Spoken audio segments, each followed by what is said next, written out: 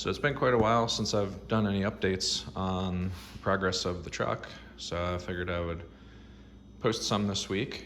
I've been pretty busy over the last few weeks on it. I got the engine all cleaned up. I removed the air conditioning compressor and the belt that went with it. I cleaned up the timing cover. I got the Dorman metal coolant Y. For now, I'm not gonna run heat, so I got the power by the hour fittings here that just simplify the coolant routing, or just looping the coolant. Also from power by hour, their aluminum evap delete plug. Started tearing into some of the wiring. Again, from power by the hour, I got their control pack set up, their body harness, the transmission harness, and I had to send my ECU out to be tuned.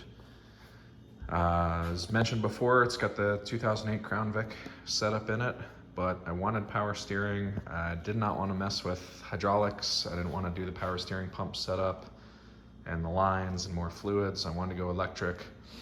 So Andrew Peterson Designs has this cool bracket that adapts the S550 electric steering rack to the Crown Vic. The fitment was perfect. It comes with the right tie rod ends that have the metric threads.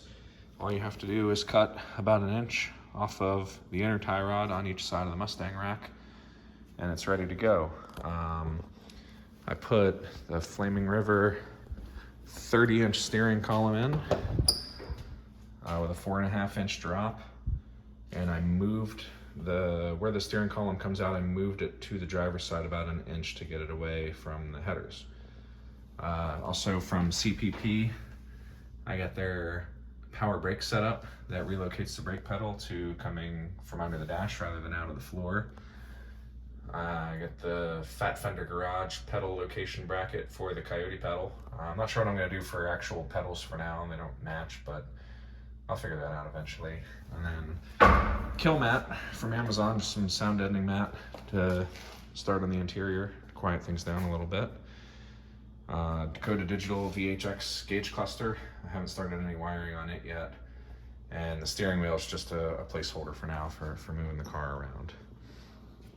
So, as I started the wiring today, the power by the hour transmission harness comes with the transmission plug in the back, your O2 sensors, your front O2 sensors. It doesn't come with the aftercat, which I wasn't using anyway.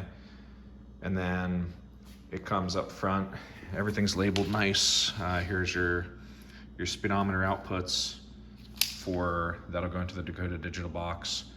But what it does not have is the heavy gauge wires, the stuff coming from the battery. So your heavy alternator wire, the starter wire, and then your power and ground. So I still have that original stuff from the 2012 Mustang that I got the engine from. So I wanted to use as much of that as I could. Same with the power wires and the remote wire for the steering rack. So what I've got here is your heavy gauge power and ground for the steering rack that will have power all the time, that runs straight to the battery. And then this is your signal wire. So this gets 12 volts from an ignition source. So it's only actually activating the power steering when the key is on. So to test it, I've just got my power and my remote wire run to 12 volts. The ground run to ground on my battery box.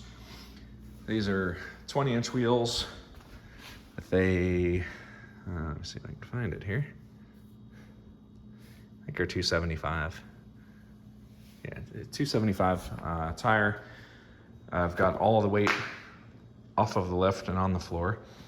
So with the power steering off, I'm gonna show you the effort that it takes to move the wheel. See, it definitely not comfortable.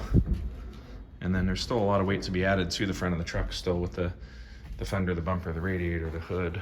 So let's go ahead and turn this on and see how much of a difference it makes. I'm just gonna flip this on and we'll give it a try now. Huge difference. Yeah. Just 2 fingers there, just grab it, and that's where the 275 tire and 20 inch with the weight of the engine and the frame sitting on it. Super easy. So I'm really happy with this setup. Can't wait to get this thing running and driving.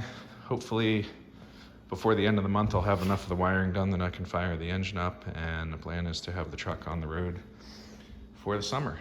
So if anybody's got experience with this setup and they got a truck on the road, you know, reach out, let me know if you ran into any issues or any advice for me. Otherwise, thanks and keep watching.